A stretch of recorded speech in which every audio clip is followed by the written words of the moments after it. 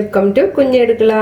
ഇന്ന് നല്ല സൂപ്പർ ആയിട്ടുള്ള ഒരു ആപ്പിൾ കേക്കിന്റെ റെസിപ്പിയാണ് കേട്ടോ.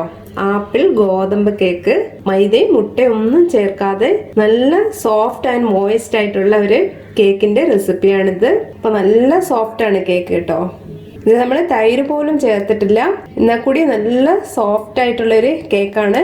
അപ്പം വളരെ സിമ്പിൾ ആയിട്ട് നമുക്ക് ഈ കേക്ക് എങ്ങനെ ഉണ്ടാക്കുന്നതെന്ന് ഒന്ന് കണ്ടു നോക്കാം.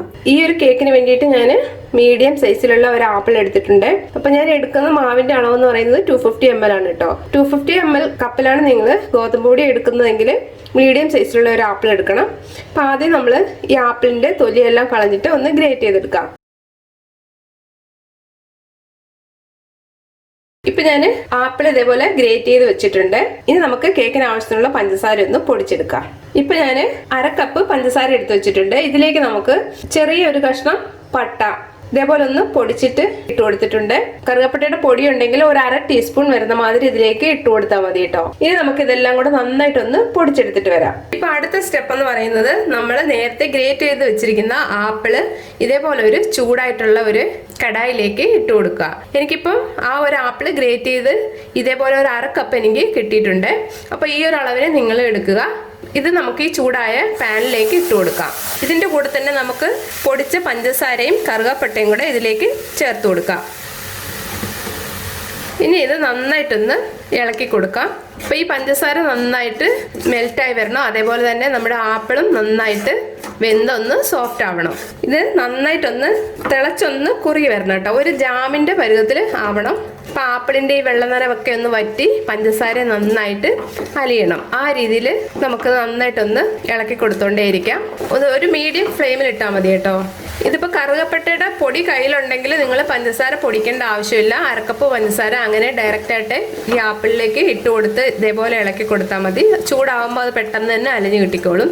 ഇപ്പം കറുകപ്പട്ടയുടെ പൊടി ഇല്ലാത്തതുകൊണ്ടാണ് ഞാൻ പഞ്ചസാരയും കറുകപ്പട്ടയും കൂടെ ഒന്ന് പൊടിച്ചെടുത്തിരിക്കുന്നത്. ഇപ്പം പഞ്ചസാരയൊക്കെ നന്നായിട്ട് അലിഞ്ഞ് ആപ്പിളിലേക്ക് ചേർന്നിട്ടുണ്ട്.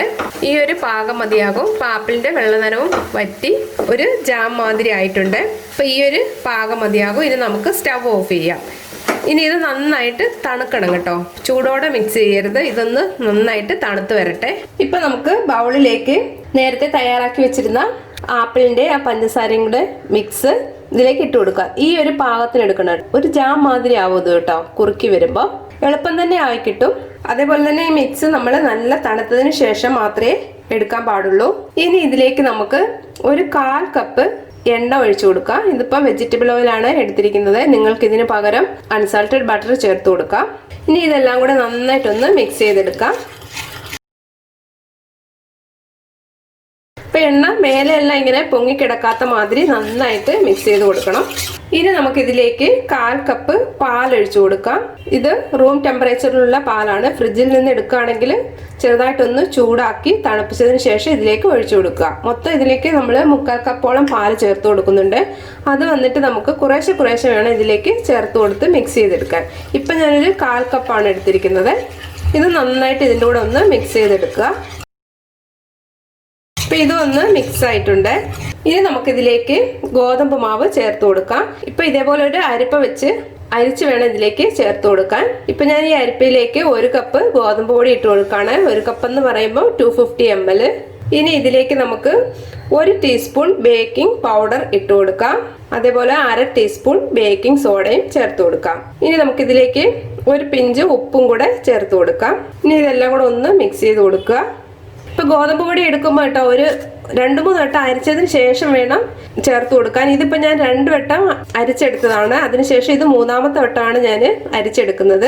ഇതിപ്പോ ഞാൻ ആശീർവാദിന്റെ ഗോതമ്പ് പൊടിയാണ് എടുത്തിരിക്കുന്നത്. നിങ്ങൾക്ക് ഏത് ബ്രാൻഡ് വേണമെങ്കിലും ഇതിലേക്ക് ചേർത്ത് കൊടുക്കാം. ഇപ്പൊ ഏത് ഗോതമ്പ് പൊടി എടുത്താലും ഒരു 3 വട്ടം അരിച്ചിട്ട് വേണം ഇതിലേക്ക് ചേർത്ത് കൊടുക്കാൻ. കാരണം ഇതിൽ ഉമിയോ തവിടോ എന്തെങ്കിലും ഉണ്ടെങ്കിൽ അത് മാറ്റിയെടുക്കാൻ വേണ്ടിയിട്ടാണ് ഒരു 3-4 വട്ടം അരിച്ചെടുക്കുന്നത്. ഇപ്പൊ മൈദയാണെങ്കിൽ അങ്ങനെ തന്നെ ചേർത്ത് കൊടുക്കാം.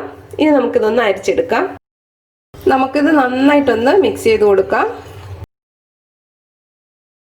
ഇനി നമുക്കിതിലേക്ക് കുറച്ച് പാലും കൂടെ ഒന്ന് ചേർത്ത് കൊടുക്കാം.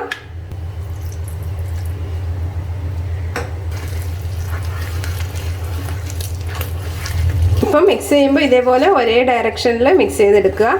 ഇനി ബാക്കിയുള്ള പാലൂടെ നമുക്കിതിലേക്ക് ചേർത്ത് കൊടുക്കാം. ഇപ്പം മാവ് ഞാൻ നന്നായിട്ട് മിക്സ് ചെയ്ത് വെച്ചിട്ടുണ്ട്. ഈ ഒരു പാകം മതിയാകും. ഇപ്പം ഞാൻ മൊത്തം 1/2 കപ്പ് പാലാണ് ഇതിലേക്ക് ചേർത്ത് കൊടുത്തിരിക്കുന്നത്. അപ്പം അപ്പോഴും നിങ്ങൾക്ക് ബാറ്റർ തിക്കായിട്ട് തോന്നുവാണെങ്കിൽ ഇനി ഒരു 1/4 കപ്പ് പാലും കൂടെ ഇതിലേക്ക് ചേർത്ത് കൊടുക്കാം കേട്ടോ. ഇപ്പോൾ ഒരുപാടങ്ങ് ലൂസാക്കണ്ട, അതേപോലെ ഒരുപാട് കട്ടിയാവണ്ട. അതായത് ഈ ഒരു പാകത്തിന് എടുക്കുക. ഇനി നമുക്കിതിലേക്ക് 1 ടീസ്പൂൺ നാരങ്ങ നീരോ വിനിഗറോ ചേർത്ത് കൊടുക്കാം. ഞാനിപ്പോൾ ഇതിലേക്ക് നാരങ്ങ നീരാണ് ചേർത്ത് കൊടുക്കുന്നത്, 1 ടീസ്പൂൺ കേട്ടോ. നാരങ്ങ ഇല്ലെങ്കിൽ അതിന് പകരം 1 ടീസ്പൂൺ വിനിഗർ ചേർത്ത് കൊടുത്താൽ മതി. നന്നായിട്ട് ഒന്നുകൂടെ ഒന്ന് മിക്സ് ചെയ്തെടുക്കാം. അപ്പോൾ മാവ് മിക്സ് ചെയ്യുന്നതിന് മുമ്പേ പ്രീഹീറ്റ് ചെയ്യാൻ വെക്കണം കേട്ടോ. നമ്മൾ കുക്കറിലാണെങ്കിൽ കുക്കർ, ഇല്ലെങ്കിൽ ഇപ്പോൾ ഏതിലാണോ നിങ്ങൾ ബേക്ക് ചെയ്യാൻ വെക്കുന്നത് അതൊന്ന് പ്രീഹീറ്റ് ചെയ്യാൻ വെക്കണം. അതിനുശേഷം മാത്രമേ മാവ് മിക്സ് ചെയ്യാൻ പാടുള്ളൂ. അപ്പം നാരങ്ങ നീര് ഇതിലേക്ക് നന്നായിട്ട് മിക്സ് ചെയ്ത് കൊടുത്തിട്ടുണ്ട്. ഇനി നമുക്കിത് കേക്കിൻ്റെ ടിന്നിലേക്ക് ഒഴിച്ചു കൊടുക്കാം. ഇതിപ്പോൾ ഞാനൊരു വലിയൊരു ടിഫിൻ ബോക്സിലാണ് ബേക്ക് ചെയ്യാൻ പോകുന്നത്. നിങ്ങൾക്ക് നിങ്ങളുടെ സൗകര്യത്തിനനുസരിച്ച് എടുക്കുക. അപ്പോൾ ഇതിലേക്ക് ഞാൻ എപ്പോഴും ചെയ്യുന്ന പോലെ ഓയിലൊന്ന് ഗ്രീസ് ചെയ്ത് കൊടുത്തതിന് ശേഷം ഇതിലേക്ക് കുറച്ച് ഗോതമ്പ് പൊടി ഒന്ന് ഡസ്റ്റ് ചെയ്തെടുത്തിട്ടുണ്ട്. ഇനി നമുക്ക് ഇതിൻ്റെ ബാറ്റർ ഇതിലേക്ക് ഒഴിച്ചു കൊടുക്കാം. ഒന്ന് ലെവൽ ചെയ്ത് കൊടുക്കുക. ഇനി ഇതൊന്ന് ടാപ്പ് ചെയ്ത് കൊടുക്കാം. ഇനി നമുക്ക് ചൂടായ കടായിലേക്ക് വെച്ച് കൊടുക്കാം.